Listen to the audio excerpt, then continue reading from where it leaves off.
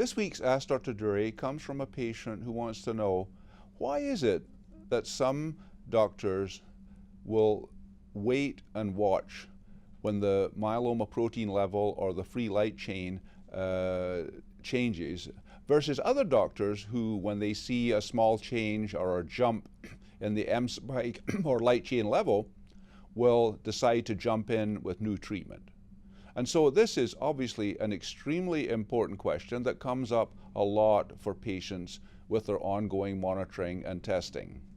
And so the first point is that when the M spike, the myeloma protein level, goes up a little bit, or the light chain ratio goes up a little bit, a change of 25% in the M spike, at least 500 milligrams or 0.5 grams per deciliter on the level of the spike, when that happens, this is what is called biochemical relapse.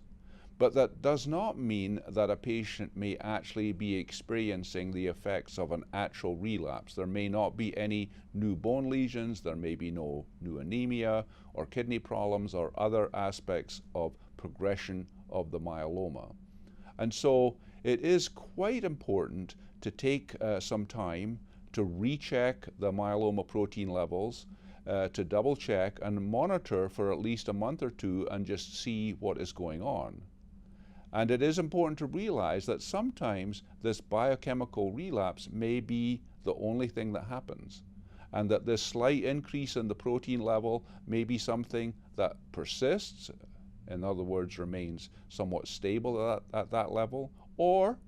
it may increase slowly over time, sometimes months, sometimes even as long as several years. And so it is really important to create a baseline, to monitor for a few months and just see what is the pattern of this change in the myeloma protein level before jumping in quickly